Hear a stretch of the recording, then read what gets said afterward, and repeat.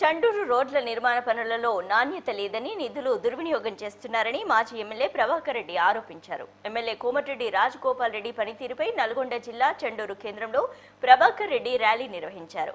పట్టణ అభివృద్ధికి గత టీఆర్ఎస్ ప్రభుత్వం 570 కోట్ల నిధులు మంజూరు చేసిందని, అధికారం వచ్చి 16 నెలలు అవుతున్నా నియోజకవర్గం అభివృద్ధి జరగలేదని ప్రభాకర్ రెడ్డి అన్నారు.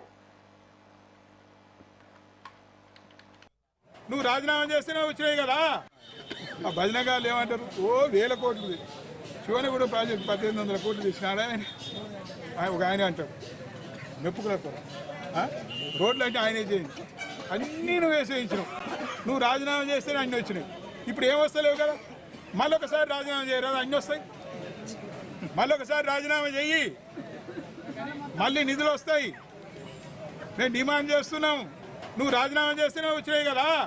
చెప్పుకుంటున్నావు కదా, గ్రామ గ్రామం వెళ్ళినప్పుడు ఎన్నికల ముందు. ఇప్పుడు ₹1 కూడా తేలే కదా, చేతగాను లెక్క అయినావు కదా, అన్ని మాట్లాడుతూ ఉన్నావు కదా. మళ్ళీ ఒకసారి రాజీనామా చేయి, నిధులు వస్తాయి, ఈ ప్రాంతం అభివృద్ధి జరుగుతుంది. ఆ భజనగాళ్ళు ఏమంటారు, ఓ 1000 కోట్లు శివనగూడ ప్రాజెక్టు